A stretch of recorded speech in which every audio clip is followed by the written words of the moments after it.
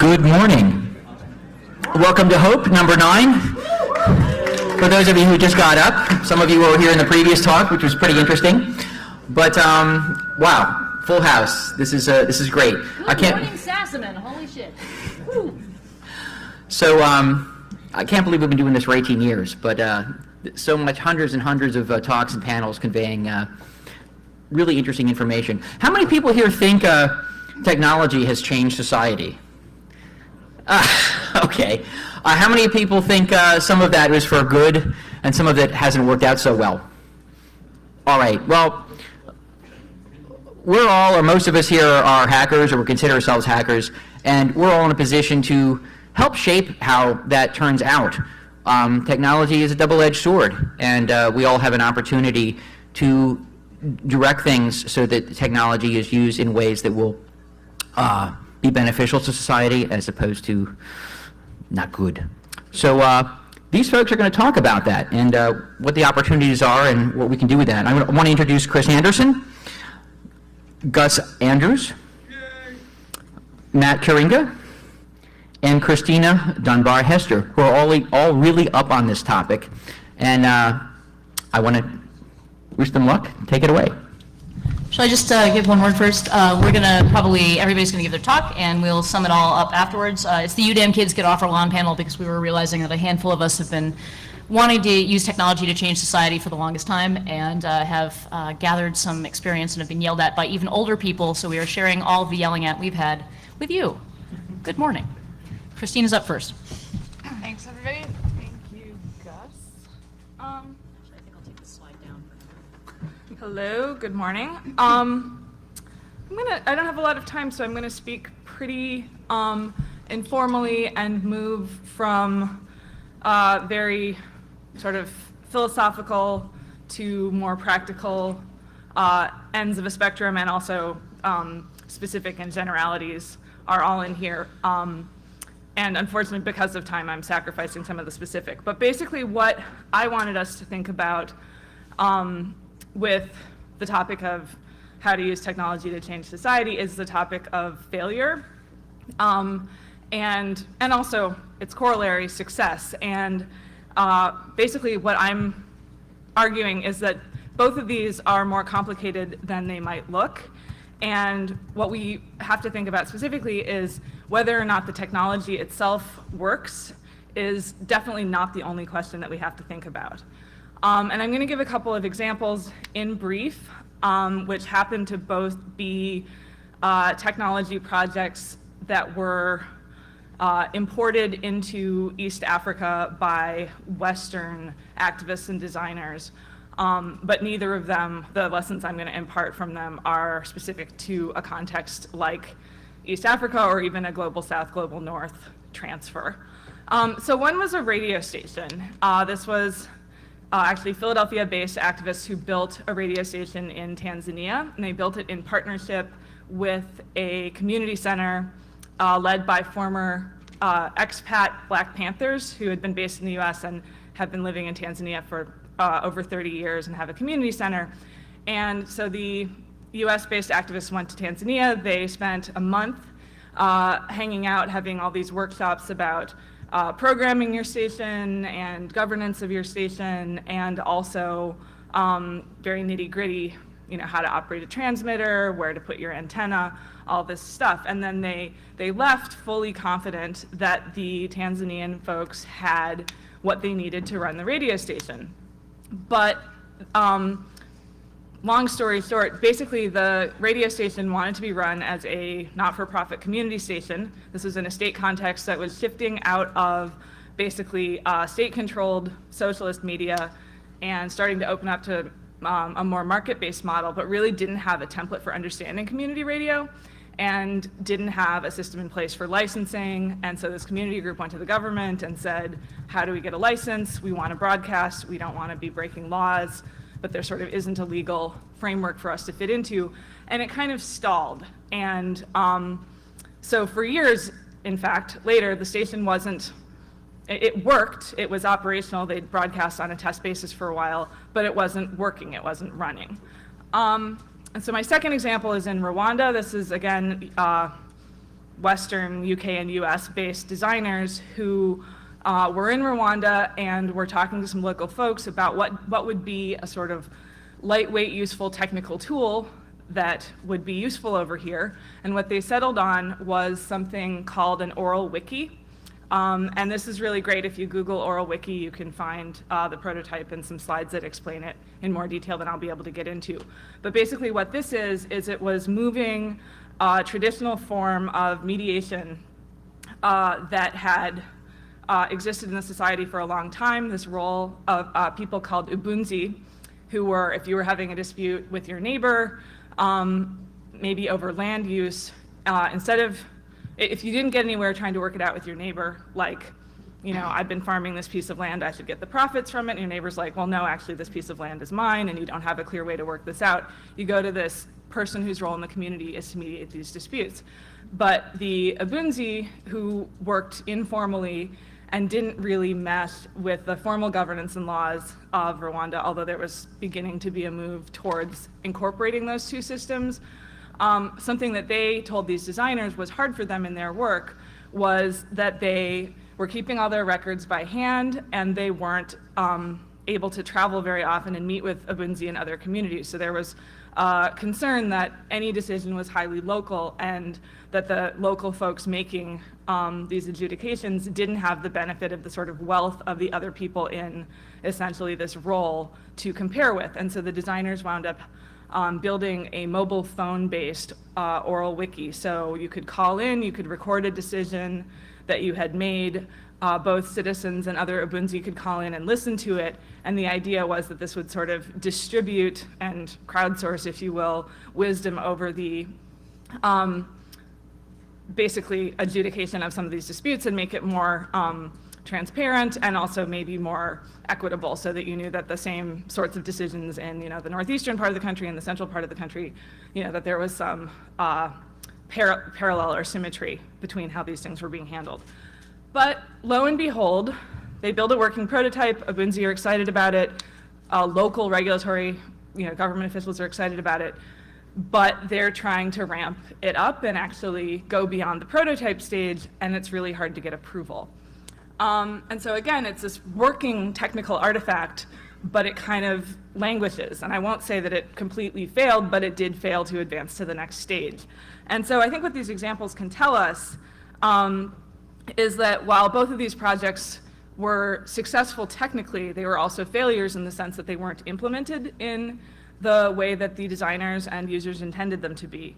And so I want to point out that this is kind of different than some cases where activists or designers have an idea, or hackers have an idea like, ooh, this tool would be really great, and you sort of build it and think, oh, you know, build it and they will come, and nobody does. In this case, actually, the people who were the intended users were highly involved in collaborating to design the tool, and so it wasn't just a case of a mismatch between the builders and the users. And in fact, even certain NGO and regulatory people were on board with these, and yet they still kind of languished.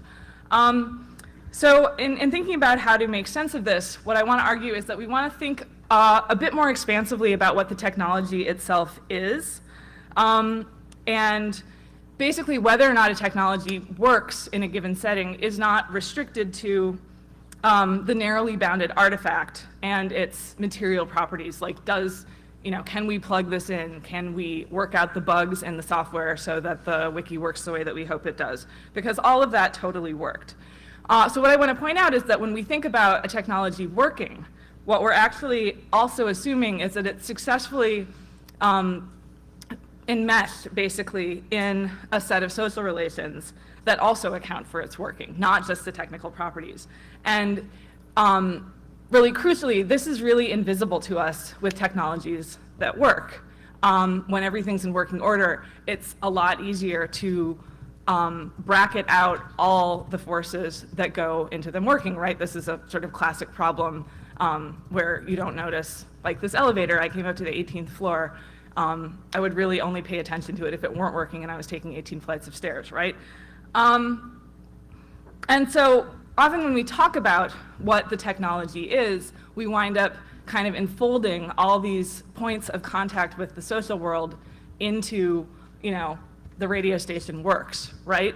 So I just sort of want to make basically an intervention in how we think about what a technology is, and offer a critique here and say that we need to take a more expansive view of what artifacts are. And specifically, when we're thinking about if a project might work, we have to think about where it touches all these places, including users, including institutions, including legal frameworks and regulatory frameworks. And if it's going to touch those, it doesn't mean you have to necessarily build something that will completely and seamlessly mesh with them. In fact, you might be wanting to build something that is going to disrupt or in other ways sort of mess with the system that's out there, but you have to be thinking about it, right? And in particular, if you're going to be building something that doesn't necessarily seem like it's going to work at the place where it touches, just a very, very practical idea is be prepared to talk about this, be prepared to explain the project, maybe be prepared to explain it in different ways to different audiences and sort of translate, I'm not going to say lie, but say what you need to say to the people who need to hear it. And I don't mean that in a sort of patronizing way, but if we're thinking of, greasing the skids to get a project to work instead of fail, basically we need to think about what would constitute success at a whole bunch of different levels, not just the sort of micro of whether or not the sort of artifact itself is in working order and has the bugs worked out, and not even, again, a sort of micro of whether or not the artifact works and the people who want to use it, want to use it the way you built it. Because, again, in these cases, all that worked fine, and yet these projects kind of died on the vine. So with that, cautionary tale, I don't know how much time I took. No, I think that's about it. Perfect. Okay, great. Thank you. Onwards.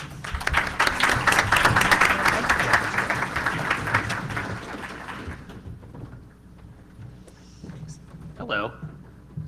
Right. So this talk is going to be a reflection on my own experience in a project that tried to use technology to change the world. And the memories of my experience with that project have sort of been filtered through academic research that I did after I was done. So it's sort of a meshing of the personal and stuff I've thought about as a researcher and as a grad student and now as a professor. The organization I want to talk about was called the Independent Media Center, also called Indymedia or the IMC. How many people here have ever heard of Independent Media Center? All right. Okay, so some of you have, although less than I would maybe have thought at a conference like this. So this is actually good and ties into what I'm going to talk about. The title of this panel, so what Indymedia was, for those of you who don't know, or what Indymedia is, it's a complicated thing because it's actually still around, but not really operating in the way that it used to. What Indymedia was, very quickly, was that it served as one of the world's, and I say world because it really was a global thing, one of the world's first citizen journalism organizations. Although we didn't call it that at the time. There was no concept. No one had coined that stupid phrase yet, citizen journalism. What we said we did was we said we allowed ordinary people to provide their own media coverage of protest events and political things they were trying to do and actually cover themselves because the mainstream media wouldn't cover them properly. This is something we now call citizen journalism. And this was very important, particularly during protests. Prior to Occupy Wall Street, the sort of previous wave of kind of radical protests in the United States was centered around something called the I don't want to say anti-globalization movement, but the anti-corporate globalization movement, whatever you want to call it. And Indymedia grew out of that movement. It then tied into a lot of the anti-war protests that were going on in 2003 and 2004. Okay, so this talk I want to give is a story of failure through success. And what I mean by failure through success is that the technology and the technological methods that Indymedia pioneered actually went mainstream. Things like text updates from protests that were now treated as journalism, ordinary people sending their thoughts and their feelings in ways that are aggregated and collected by traditional mainstream news organizations. Pop-up newsrooms, right? Newsrooms that appear and then disappear around particular events. Decentralized coverage of events filtered through the aggregation of different perspectives. Blogging, sort of people taking this idea that, I'm going to reflect on, kind of my own participation in this event. All of these have become absorbed into the general population, but particularly into the mainstream media ecosystem. If you listen to what the traditional media is talking about now, this is all they are talking about. This sort of thing dominates what news organizations in 2012 think they have to do in order to be relevant and survive. And I don't think it's hubristic, and I don't think it's an exaggeration to say that when it comes to the forces currently shaking the world of journalism, each of them was grappled with by an activist media organization in the late 1990s and early 2000s. So real briefly, I want to talk about what indie media did in a particular moment, 2003 to 2004, when journalists were working on building a media center that could cover the Republican National Convention in New York. Do folks remember that fun time, Republican National Convention here? Yes, those were the days. So in the early days of indie media coverage, protest coverage, the citizen journalism methods were actually pretty simple. Someone told me, and this is a quote, I'm pretty sure we distributed a high volume of paper cards to would-be protesters saying, call this phone number if you have information about something that happened in the protests. And then we had people sitting by our phone typing up reports that would come in over the phone, and then we would actually enter that into the breaking news wire on our website. And this was a new thing then. This was not traditionally done. So the way the Indie Media website was set up was that you had a right-hand column, which was sort of called an open newswire, which was individual submissions from anybody who had something to report, a photo to upload, a story to share. You then had a breaking news box at the top, which would be sort of short little blurb updates of what was going on. And then you had something called a center column, which was sort of an aggregation of everything that had been going on the rest of the website. Please let me know about time to give me like a 2-minute or 5 minutes. Okay. So that was sort of the basic setup, and if I wanted to go through the whole hassle of putting up slides, I would show you a slide. But you basically had this 3-column architecture where you had stories move from low verifiability to high verifiability, right? So you had these sort of, the stories were increasingly verified and filtered out as they moved towards the center column, right? And the idea was you get all these perspectives, you get all these things flowing in, sort of generated in a dispersed way, you bring it into the center, and that's sort of your most verified and accurate information. So during the Republican National Convention, though, there was also an additional source of information, something called text mobs. Has anyone here ever heard of text mobs? Okay, 1, 2, 3, a couple people. All right, good. Text mobs, this was sort of what they said about text mobs in a press release. They said that text mobs were equipped with a wireless, protesters were equipped with a wireless tactical communications device connected to a distributed information service that provided detailed and nearly instantaneous updates about route changes, street closures, and what police were doing. The communications device was a cell phone, and the information service, a collection of open source web-based programming scripts running on a Linux server in someone's closet, was called TextMob. TextMob was basically an elaboration of previous flash mob technology that had been used to coordinate loosely structured, relatively autonomous political and social events, even before the IMC. So basically what it did was the service allowed users to register with various protest-oriented message groups and receive and send mass text messages to members of that group via their cell phone, right? So you'd sign up for a group. If you wanted to send an anonymous message, you could send it out over your cell phone. It would then be received by that group, right? Very useful for things like, hey, the cops are closing off Broadway. Let's go to 6th Avenue instead, right? At the same time, journalists with Indie Media monitored text mobs as an information source that they would use to produce journalism, and they used their own text mobs group as an additional way to distribute news. And a supplemental service launched just before the Republican National Convention even translated these text updates into human speech that you could listen to by calling a telephone number. This was a great hack. Okay, wrapping up quickly. Now, you may be thinking this sounds a lot like a technology that people currently use around protests. Any guesses on what that is? Twitter, right? Yes, Twitter. A lot of you might be thinking, hey, that sounds like Twitter. And a lot of you might also be thinking, wow, that's what a remarkable coincidence. And the thing is, it's not a coincidence. TextMob was actually one of many, not the only one, it's important to say, but one of several open source projects that the founders of Twitter were hacking on when they invented Twitter while working at a company called Odeo. In short, not only does Twitter appear similar to SMS protests systems developed nearly a decade ago, is actually a descendant of that very same software. So here's the basic gist. In some ways, the DNA of a small marginalized text project that no one else in the world has ever heard of now sits within the body of one of the most powerful social messaging systems in the world. Okay, Chris, how is this a story of failure, right? This sounds like a story of success. The way this is a story of failure, I think, is that if you define your success on technological terms, you might be successful in technological terms only. In other words, indie media and the people using text mobs had incredibly ambitious and important social, political, economic goals that they saw technology being in service to, right? Twitter does not have those goals. Twitter does not care about social justice in the way that the people who invented text mobs did. They did not care about economic equality in the same way that the people who invented text mobs did. And my argument here is that you can be incredibly successful technologically and incredibly unsuccessful in various all sorts of other ways. And I think also, just this is the last thing, I think that those of you who have worked on free software for many years, who have seen free software become open source software, become this thing that everybody does, right? I think you guys know more about this than anyone because I think that you see this conflict in your day-to-day working life, right? What happens when this social movement based around technology becomes mainstream in ways that maybe have lost some of the original social goals that the technology was meant to serve. All right, so that was quick. I hope it was coherent, and happy to talk about it more at the end. Thanks.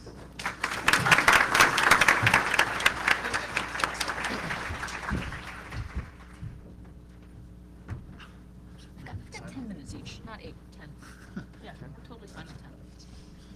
You do the time, Chris. Yep, I'm done. Thank you. No, I will. Good morning, hackers. My name is Matt Kuringa. I just finished my second year as a professor at Adelphi University here in New York, where I've been developing a new program in educational technology. So I kind of have this idea that we can use technology to change society, especially when we coupled it with education. And I've been working on this, and it's an ongoing project.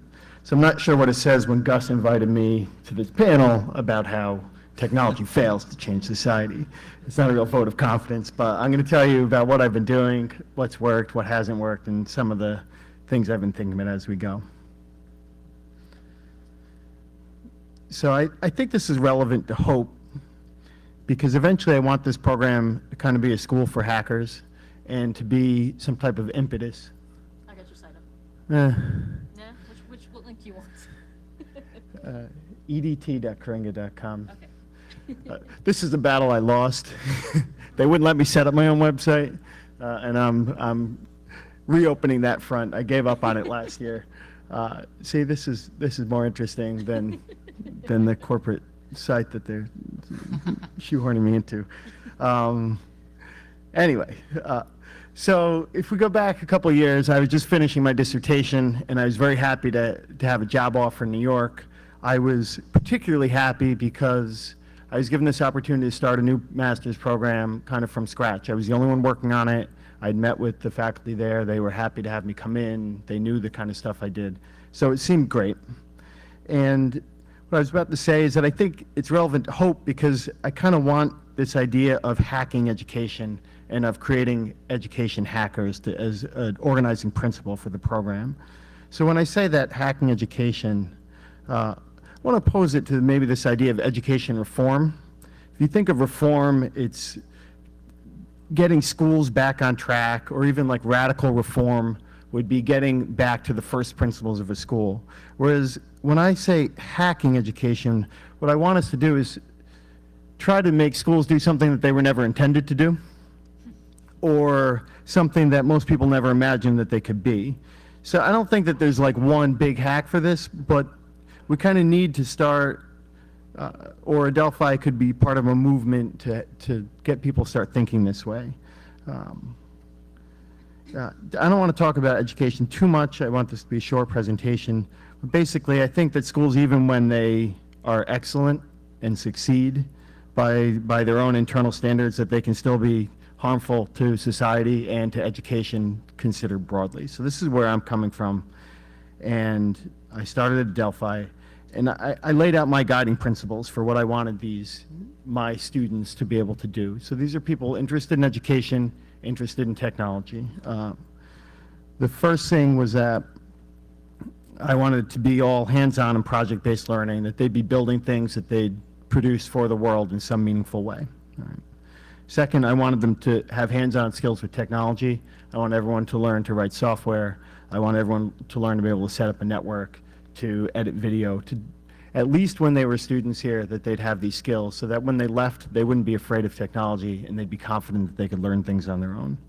Now, the third thing that was important to me was that they had some background in theory and philosophy so that they wouldn't fall into some of these traps, that they have a perspective beyond just the technology or beyond just education.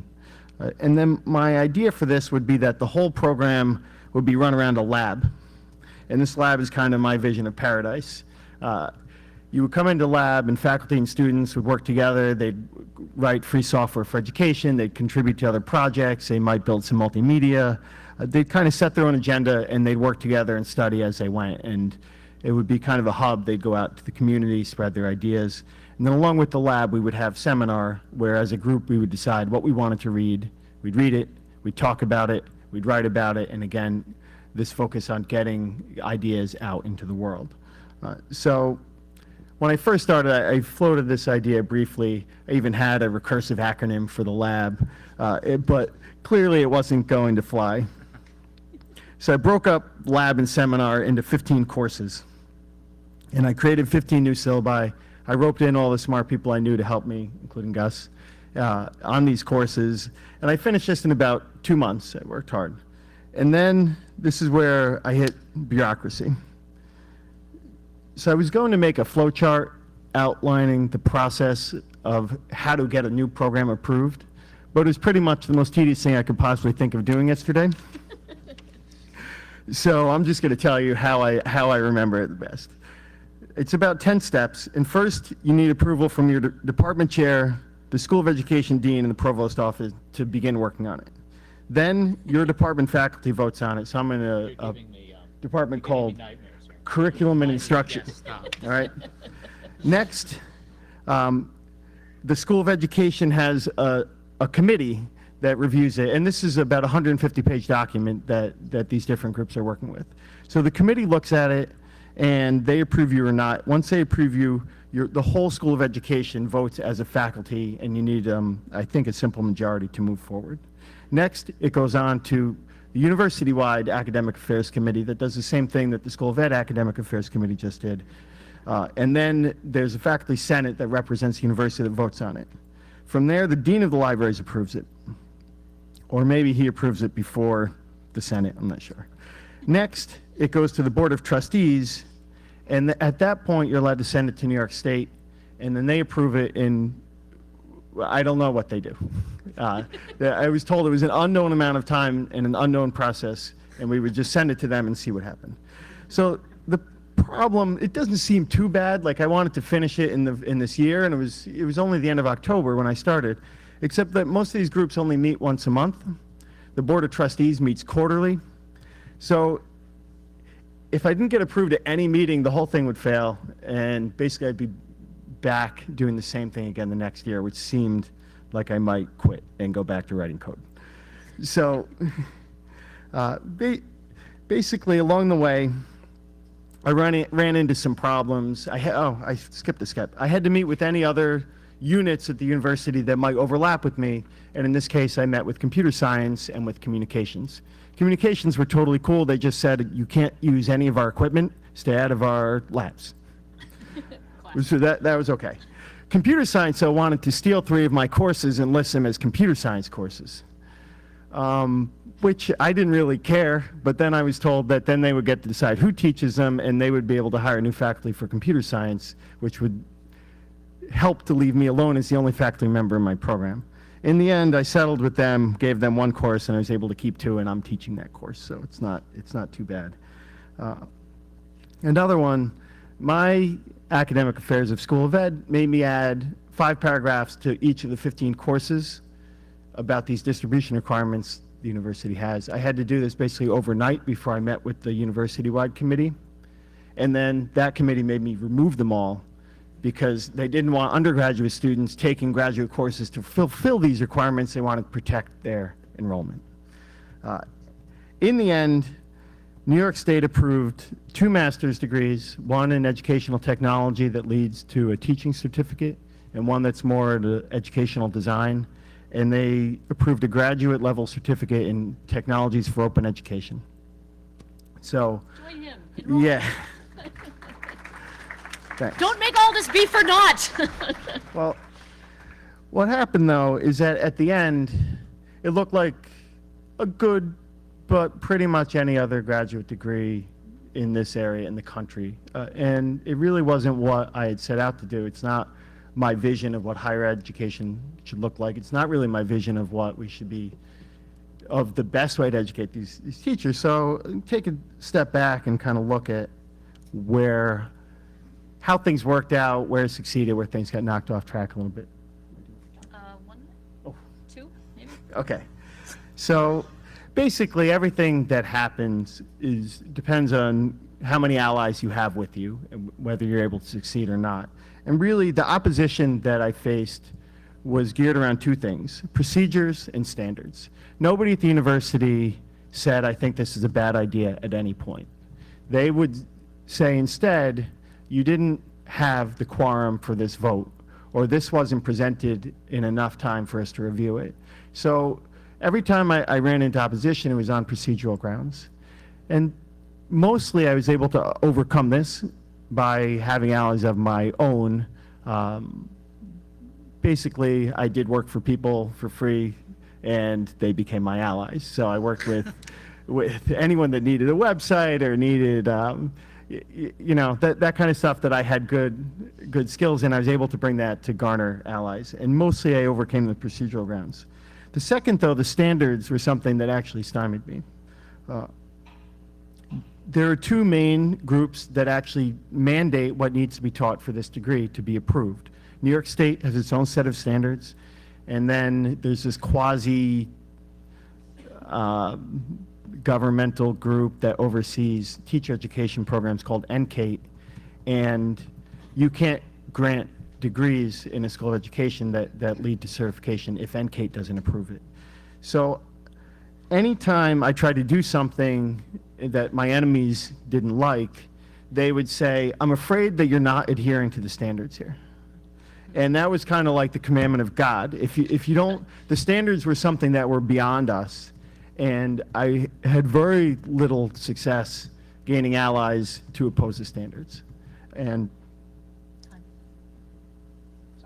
now, I'm happy to be welcoming my first class in the fall. I'm going to try to launch this website this summer. And I've taken on, one of my new goals is trying to get support from outside of Adelphi to build a movement to kind of overthrow these standards or subvert them as much as I can.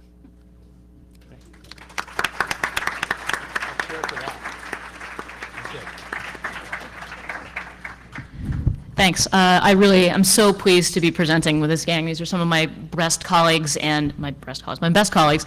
And, Freudian slip. So I want to sort of summarize and put this in a broader context of technology and social change, because there is literature out there that is just about social change. I thought for a little while that I would be doing stuff specifically about schools, but I think just because of what Matt was telling us there, you all have a sense that school stuff is really thorny, and I think a lot of us just glaze over when we think about it. So I know a lot of us immediately try to make the end run of going to something like, LPC, and the reason I actually put this panel together was at some point online earlier this year, I ran into yet another young person going, "We're going to give laptops to the poor and it's going to change everything." And I was like, we've done that.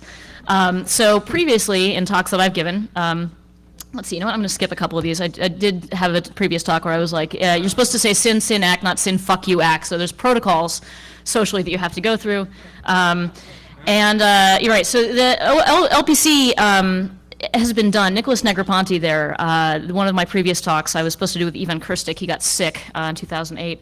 But Ivan points out, as the former OLPC security officer, that Nicholas Negroponte has done OLPC a number of times before. He did it in Senegal. He did it in a school in Boston, the J.W. Hennigan School, which you can see their webpage is still under construction, so how are they doing with the technology?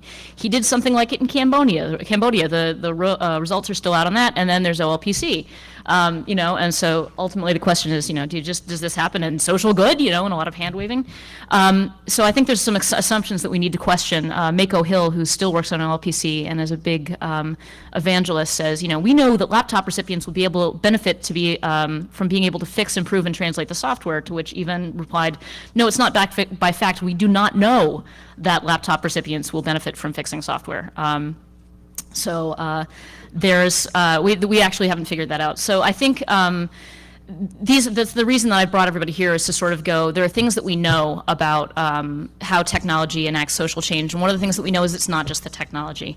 I want to refer all of you to a book that I'm going to cite heavily here, Everett Rogers' Diffusion of Innovations. If you've read The Tipping Point by Malcolm Gladwell, it's basically stolen whole cloth from Everett Rogers' Diffusion of Innovations, which is just as readable a book, actually. It's well worth going and taking a look at it. It's also much more detailed and has a lot of really entertaining case studies.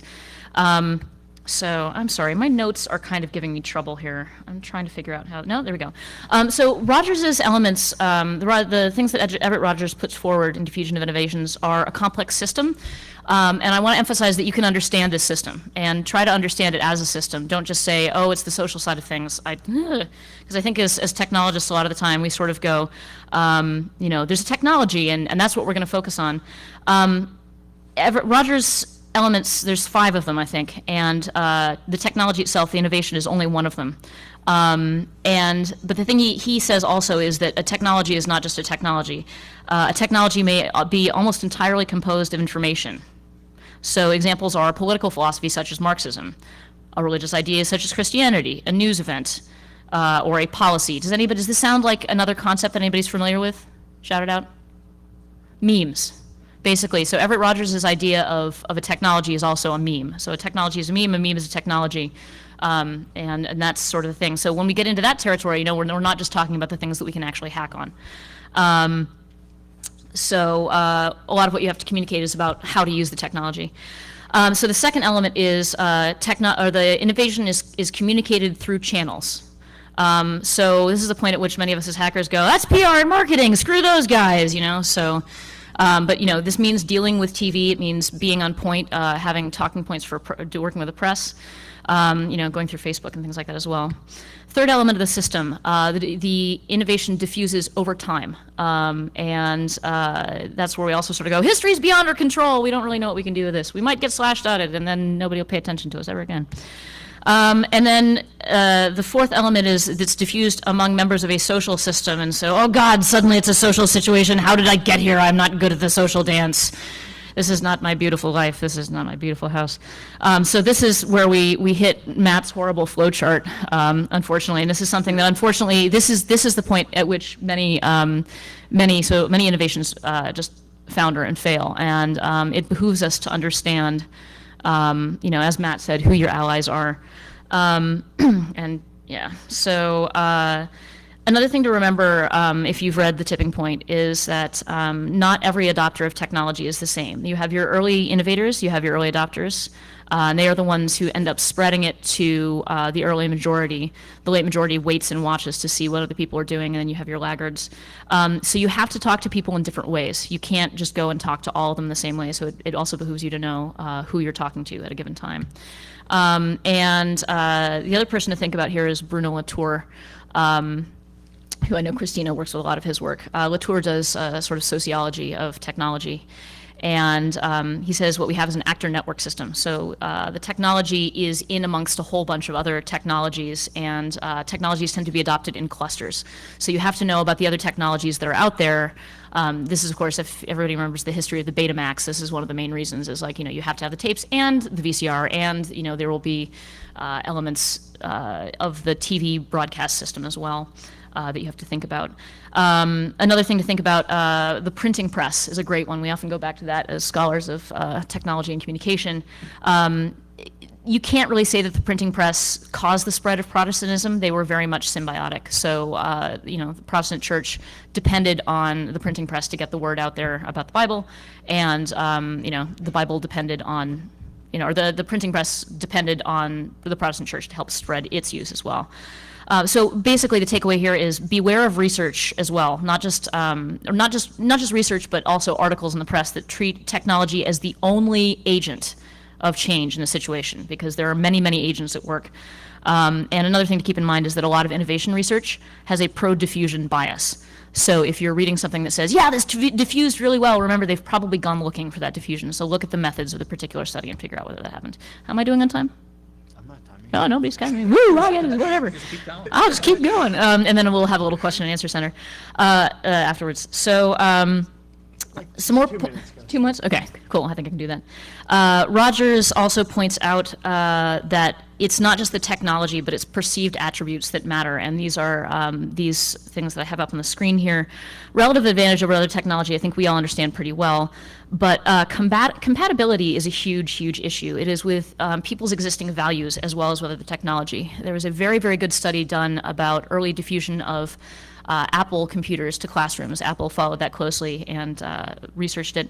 And there were a couple of things that teachers didn't get. And one of them was that, kids can teach themselves. So even teachers, the kids can teach themselves, so it's less of a sort of a sage on the stage model of teaching. It's a guide on the side where the teacher's standing next to you and helping you, work through technology. Even teachers who preferred the guide on the side model, though, sometimes did not adopt that model with the technology in their classroom because they were so busy learning the new technology that they simply didn't have time. So they ended up doing a lot of, training for themselves. So that's another part of compatibility. You have to think about the compatibility in the school. Complexity. In schools especially, there's another book, The New Meaning of Educational Change by Michael Fullan, points out schools suffer from Christmas tree syndrome, where everybody's trying to add more programs onto the school. So the more programs there are, the less likely things are to take, because teachers start burning out and sort of going, why are you doing this? I don't see the point. Trialability is important. The Dvorak keyboard, many of you may be familiar with that and say, it's the greatest thing since sliced bread, but the problem is it takes a week's worth of training to get somebody who has been trained on QWERTY up to speed. So trialability is not really good with Dvorak for people who need to, not slow down their work process any in order to adopt it. Observability also is really important in classrooms and hard to handle in classrooms, because teachers generally can't observe each other and how they're using technology in their classrooms because they just don't have time. It's not in the schedule. So all of these things will shape how you end up, how technology ends up getting adopted. A couple takeaways really quickly. Technology has meaning beyond our meaning of, the Linux kernel as a kind of freedom, free software as free. That's not the only kind of meaning. I have this particular slide because if you remember the Hole in the Wall project in India, they just had computers where kids could interact with them with no guidance whatsoever. And the kids ended up calling the hourglass a drum and the pointer a needle, because that was what they looked like to them in their culture. So, people will assign their own meanings to it, and if you are not helping work with them on what the meaning of the technology is, the meaning, you are going to be the guide on the side and not the sage on the stage. And that's what we want you to do with technology. Unless you do that, people are not necessarily going to pick that up from the technology itself. This is a non-trivial problem, but if you know if you know how to understand it, there is room to work with this complex system. But this does take, understanding and reading of social science work. I know many of you think that's very squishy and very much down on the social ladder from, physics and math, but frankly, physics and math are not studies of human beings, and unfortunately, human beings are complex. You can't apply that science there. You have to look at social sciences, and may I suggest anthropology? Anthropology's great. I'm not so fond of social science or sociology proper. Anyway, that's just me. So we've seen these in a couple of cases, this idea that belief is important. With Christina's the group that didn't have a template for understanding community radio. They just did not have a concept. So the concept has to be taught along with the actual teaching of technology itself. Otherwise, you end up with users doing things that you don't really want or expect, like using the CD tray as a cup holder or the CD itself as a mirror. So users have to agree with you on what the technology means and what it's meant to do, if it's to make the intended change. As Christine says, when everything's in working order, we don't see any of the social forces, but we have to work on them if we want anything to actually be adopted. That's all I have to say, and if we can bring the lights up, we can have a little bit of Q&A, because I know everybody likes to do Q&A on these. I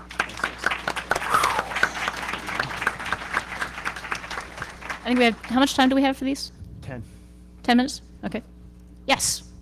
Hi, I'm really glad to have someone identify that Malcolm Gladwell ripped off Everett Rogers without without admitting it, without acknowledging him at all. That was frustrating to me when I saw that. And I have found this very useful. I'm a scientist. I work for a federal agency. Cool. And so I work in a big bureaucracy, and I have to live in a complicated system. And so I work with a kind of invisibly within my agency using an approach called there's a theory of living human systems developed by Ivana Gazarian, who is started out, it's a synthesis of individual dynamic, group psychology and group dynamics, but it's been grabbed onto by a lot of people who are interested in science because it offers some very practical, operationally defined theoretical ideas and practical approaches. And so, for example, one thing is the idea that is to look at the hierarchy of systems, of human systems that you're operating in, and target your intervention to the middle system that you're looking at. So not the managers and not the people who are just going to implement whatever they have to. Middle managers, because they're the ones who are interacting. If you can get them to change, then they can influence both systems. Another idea is to, in any kind of discussion in a group, to focus on decoding the yes buts. That if you can explore the yes and explore the but, then you have an opportunity to identify and integrate some of the differences that are in that particular group. So there are a lot of very practical tools. Talk to me if you want to learn a bit more about it, but it's something that's really growing and sort of traveling and diffusing out of the psychology, group dynamics, organizational development world into some other worlds. I want to follow up on that a little. That's a really wonderful point, and I'm glad you brought up that particular author. I've never heard of her.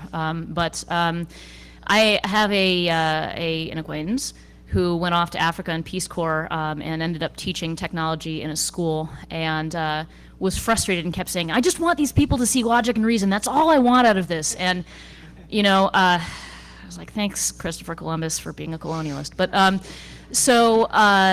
and I kept saying to him, people have different takes on these things, and I don't think science is even, I was talking to him about the social constructed nature of science. Science is socially constructed. Everybody in here is going to tell me it's an abstract truth, but no.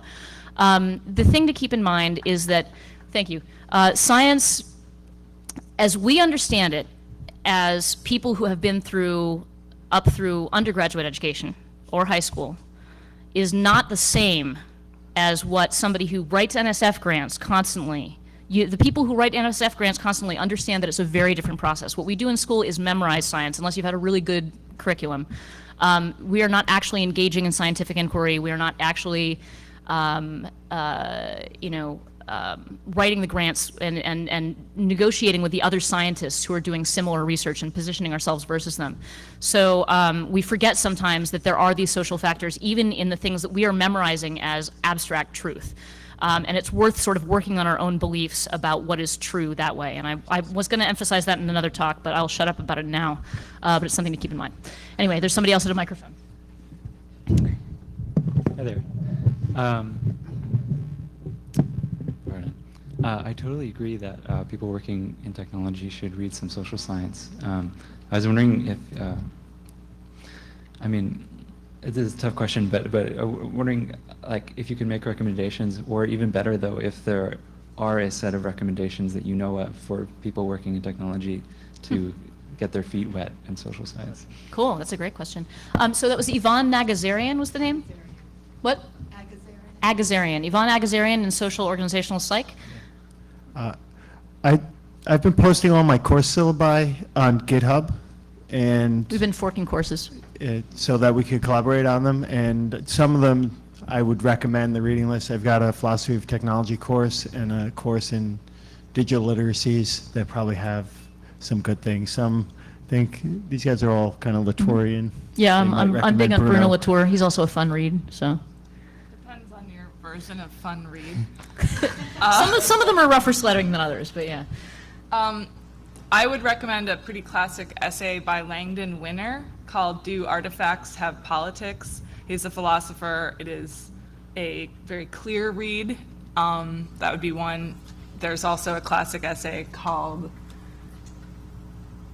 The Social Construction of Technology, I think, by Trevor Pinch. And that is, yeah, it's about the development of the bicycle in the 19th century, but it lays out a framework for understanding how sort of artifactual and social processes touch and affect each other.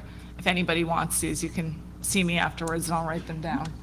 I'm gonna embarrass Christina by also saying that if you Google her name and Atlantic Technology, she's got a great blog post from a couple years ago, which was sort of a do. blogified version of a class she second that. teaches It at was good. Rutgers.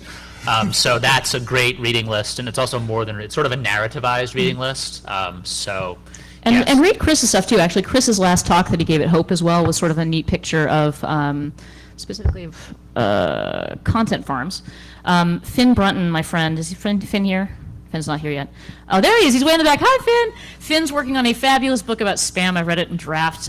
It is a really beautiful picture of the arms race between technology, and he has a wonderful metaphor about websites that are readable by human eyes and websites that are readable by robot eyes. But theory-wise, like I said, the Everett Rogers, if you really have to, you can read Malcolm Gladwell. Yeah, and even Chris Dick's article on OLPC, his postmortem on OLPC was really, really good. And the other person he's working with, I forget the name of the guy he's working with, but there's another guy at OLPC who he links to who's doing continuing to do a lot of good work with OLPC on the social side of things. What? One more question. Yes. Yes, I sort of wanted to call you out on why do you think the Twitter is sort of a failure because it sort of lost its cause? Why do I? I don't think Twitter is a failure. No, but in the sense of the move from text mobs to Twitter. Right. I think Twitter has actually been a remarkably successful hack of TextMob, but I don't think it comes embedded. Just because it's the same technology doesn't mean that it comes embedded with the same social beliefs that the technology was meant to foster when it was TextMob. But the social beliefs are still like you can embed them into the platform. The thing is that I believe that just because you can like set up a Twitter account to follow Kanye West, and then you can like bump into things that you would have never bumped into if you were like, I don't know. Yeah, I think actually the thing that I'll keep talking. The things that I keep thinking about is actually I feel like Twitter is doing remarkably better than Facebook, and does continue to have that in that the company continues to make good decisions, better decisions about privacy than Facebook. Not fabulous ones, but better for the most part. They've gone to bat for privacy every once in a while. Here's what I would say quickly. I think that the question is Twitter good at serving certain activist causes because it has this sort of text-mobby DNA built into it, right? Is there something about the affordances of the platform that allow it to do certain things really well? For sake of time, I will simply say the answer is yes, but. And I don't entirely disagree with you, actually. But I do think for the purposes of this talk, it's important to keep in mind that the two things are not automatic. I don't think. I think even embedded affordances don't make certain social behaviors and don't make certain social beliefs automatic. But primarily, I just think that the relationship between TechSnub and Twitter is a great way to have a conversation about this, right? It's a great way to have an argument about, to what degree are social and technological affordances embedded within technology, because you can see the relationship. The relationship is not hidden. There is an actual genealogical relationship between these technologies. And I think another thing to remember is that human beings have free will. Don't forget that. They will do things like they'll put a cup in the CD drive. I mean, it's just we come up with inventive ways to do things, and to believe that things are ineluctably coded into the technology is to deny free will. And I think we need to just continue to engage with that as we're thinking about this, lest we believe that no longer exists. So. One more question. One more? So we have stop thanks on our sign. Thank you so much. This is an amazing crowd for 11 a.m. on a Friday. Look at you. I kiss you.